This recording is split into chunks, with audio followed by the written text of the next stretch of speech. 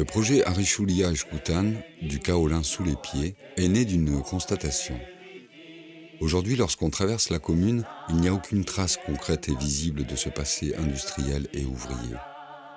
Pourtant, l'exploitation jusqu'à l'épuisement de ce précieux minerai a débuté vers 1834 pour s'achever en 1971.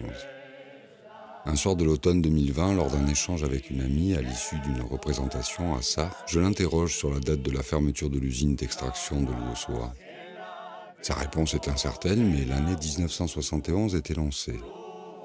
Dès le lendemain, j'interroge Marie-Dominique Hospital, habitante de l'Uosoa, présidente de l'association Le Petit Théâtre de Pain, mais surtout, elle est la fille des propriétaires d'un des anciens commerces du cœur de l'Uosoa, le bar tabac chez Chaneta. Dès mon arrivée, elle ordonne à sa fille d'aller chercher quelque chose au grenier. Quelques instants plus tard, je me trouve devant un album ancien. À l'intérieur se trouvent soigneusement découpés tous les articles de presse qui relatent en détail la chronologie et le contenu des événements qui eurent lieu suite à l'annonce de la fermeture de l'usine.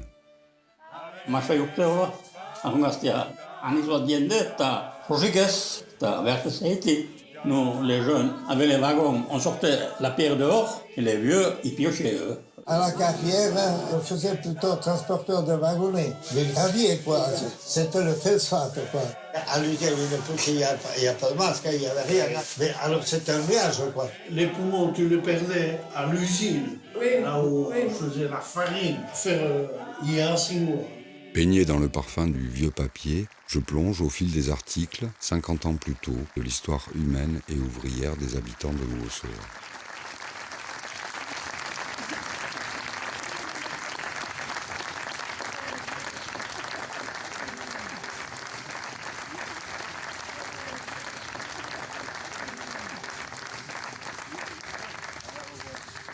J'apprends que le village s'habillait d'une autre couleur, le blanc, que cette couleur était due à la présence de silice cristalline, que cette poussière envahissait non seulement le village, les arbres, mais aussi les ruisseaux et les poumons. Donc c'est ici, hein, Je saisis alors pourquoi cette histoire a été enfouie. Quelques jours plus tard, je me présente à Jean-Pierre Ariette, maire de l'Uosoa, et je lui confie ma découverte, mon émotion, ma curiosité. Pourquoi ne sommes-nous plus au contact de cette histoire qui a duré près d'un siècle et demi, de ce passé industriel, ouvrier, paysan, qui a exploité jusqu'à l'épuisement à la fois le précieux minerai et la non moins précieuse main-d'œuvre qui se trouvait là? Nous écoutons aussi ensemble la chanson d'Eñaut Etxamendi et Eñaut Larralde, Luo Xoko Kantua, écrite la veille du Cantaldi, le concert de soutien donné le 9 octobre 1971. Haren espainetan dirate, ikarazon benabari, aitak ekarriko duen ez biako, zerbait lan berri.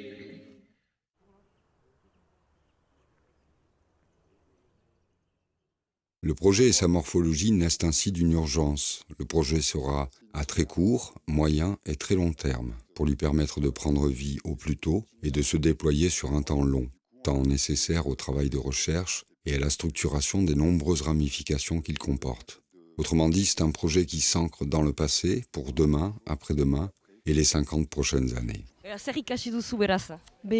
Kaolen historia hau eta nuntik nora eta historia gogor bat ere, langileen historia hau, eta biziki polita zen jende horren ikustia hor, memoria atxikitzeko. Zerbait ikasi duzuzuk kaolinari buruz? Bai, justuki gauza hainitz, nekien gauza handirik, eta hoiei esker ikasi ditut bai gauzak.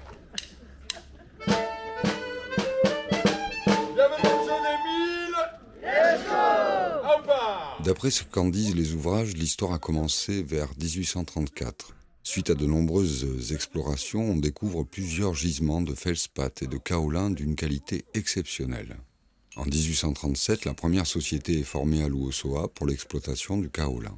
L'activité se développe et à son plus haut rendement, avant 1939, on dénombra près de 140 personnes employées. En août 1971, après de nombreux changements de propriétaires, l'usine cesse son activité et ferme ses portes définitivement. working class hero is something to be. Duela 50 urte, irudikatu behar da, biziki arbol gutxi bazela. Garaian dena suri-suria zen, lurra suri-suria zen, arbol gutxi horiek suri-suriak, gizonen bonet gaineak suri-suriak ziren, eta gizonen birikak ere suri-suriak ziren. J'entreprends d'aller à la recherche de tous ceux qui pourraient encore nous en parler. Ils sont là, en vie, pour certains sur place, pour d'autres à quelques kilomètres. On constate avec la plus vive satisfaction la grande extension que prend chaque jour l'exploitation de nos gisements de kaolin. Témoins, objets, documents, cartes, tout ce qui peut d'une manière ou d'une autre nous témoigner de cette époque. Il faudra du temps. Fouiller ne se fait pas sans. Je me suis trompé, monsieur. Les enjeux et les objectifs de ce projet sont multiples. Comment rendre sensible et accessible cette histoire et construire le récit commun de plus d'un siècle d'exploitation du kaolin et du feldspath à Luosoa. Alde batean, saldu nahia, bestentzat Il nous faudra favoriser la mobilisation de tous les acteurs locaux, élus, habitants, collectivités, producteurs, comme un devoir pour la mémoire, en s'adossant à la richesse patrimoniale existante, afin d'imaginer comment la raconter aux plus jeunes, la réhabiliter sur le terrain, la valoriser et la réorienter vers de nouveaux usages. Le projet se construit et s'imagine avec la commune, les habitants, le tissu associatif de Luosoa et la troupe du Petit Théâtre de Pin. Nous recevons le soutien de différents partenaires, Leader Montagne Basque, la communauté d'agglomération Pays Basque, la région Nouvelle-Aquitaine, le département Pyrénées-Atlantiques, l'Institut culturel basque et la commune de Luosoa. Nous créons un premier événement, dans l'urgence, en octobre 2021. Il est constitué d'une exposition qui rassemble les documents et les témoignages collectés et d'une balade performative qui emmène le public sur le site de l'ancienne carrière d'Arechulieta.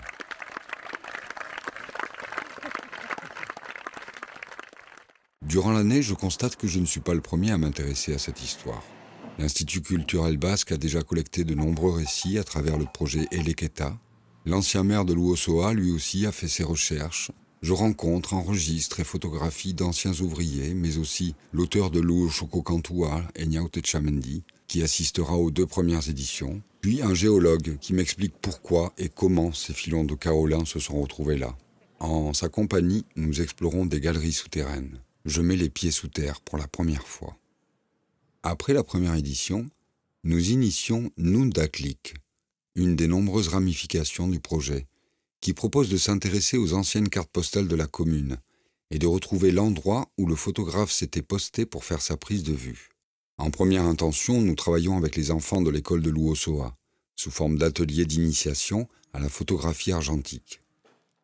La deuxième édition s'enrichit de toutes parts.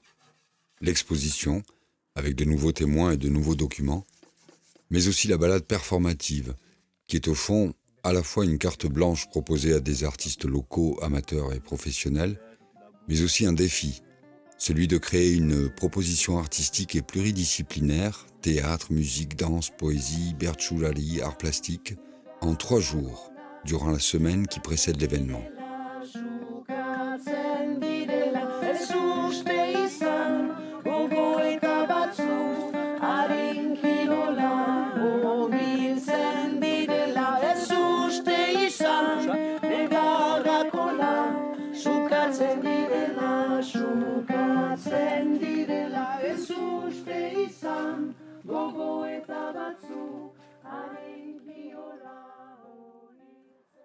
Enfin, nous ajoutons un temps de rencontre et de convivialité que nous appelons causerie et qui nous permet d'inviter des spécialistes, historiens, archéologues, autour d'un échange avec les habitants et d'impliquer les associations et les commerçants de Luosoa à l'animation de ces moments, buvettes, taloa, marché aux producteurs.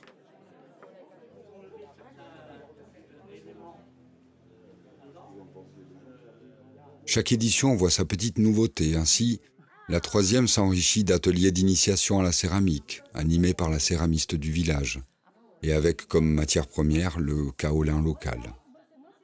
L'Institut culturel basque enrichit l'exposition d'un montage vidéo des collectages effectués jusqu'ici. Je rencontre une centenaire, qui se trouve être l'épouse d'un ancien chauffeur de la Société des kaolins et feldspaths du Pays basque. Ses souvenirs sont précis et riches. Le projet a trouvé sa place et ouvre de nouvelles perspectives. Le kaolin reste le sujet central, mais il est englobé dans l'histoire plus générale de la commune. De nouvelles thématiques apparaissent, un film aussi. L'homme sans nom, tourné en septembre 1942, dont je retrouve la trace à travers des photos du tournage glanées sur le Bon Coin. Une image regroupe de nombreux figurants. Nous partons en quête de les identifier. À ce jour, nous en avons une vingtaine sur 50. Le film, lui, reste introuvable. Bienvenue au ce grand jeu des Miloshko, désormais rituel. Chaque année, nous y jouons avec une grande ferveur. En quelle année fêterons-nous les 50 ans de la déviation à Louossoa? Alors 1976. Personne ne sait rien. Vous ne savez rien sur votre commune. Les souhaits. Si les fleurs qui bordent les chemins, tu restes mon bonheur, petite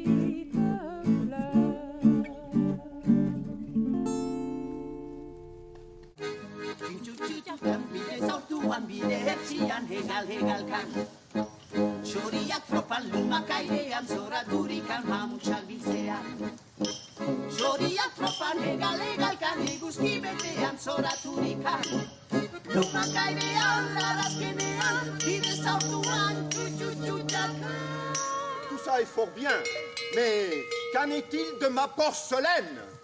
J'incombe à tous les fonctionnaires du royaume que pour une bonne fois pour toutes, on me trouve cette veine de kaolin. Oh, ce cher matron! Ah, Macron. Nous avons reçu le roi et la reine d'Angleterre. Ah, ce lubrique de Georges II? Non, Charles III.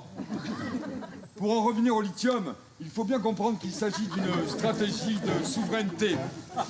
Eh oui, parce que vous verrez, en France, on n'a pas d'idée, mais on a du lithium. Nous avons trouvé du kaolin! Ah, gloire! Pompe de tout? Bye. Oh, C'est du kaolin. mais c'est génial!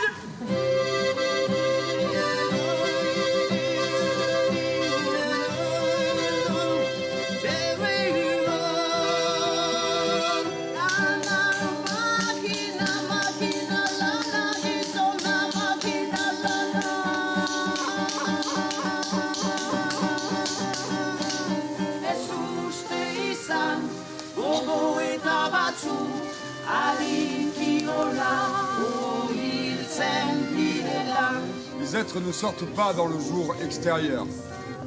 Ils n'ont d'autre pouvoir que de jaillir dans la nuit souterraine où ils se font.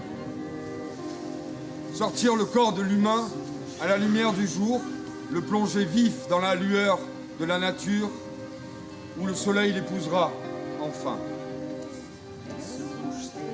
Fort bien, fort bien. Nous avons chanté. Eh bien, voyez-vous, maintenant, nous allons danser. Voilà, danse à tous la balle. Voilà, voilà, voilà, voilà. Voilà. Voilà. La goudou. Voilà, c'est des rats.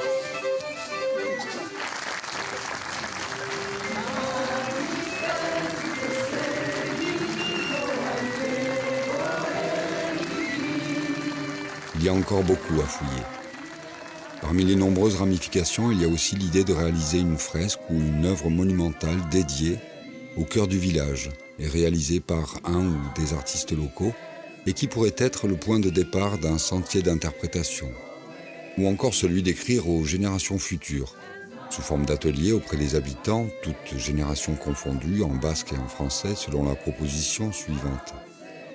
Si vous aviez la possibilité d'écrire une lettre aux générations futures, que souhaiteriez-vous leur raconter de vous aujourd'hui, de votre commune, de votre passé, de ce que vous imaginez pour l'avenir? Cet atelier sera suivi de la mise en place d'un lieu d'enfouissement identifié.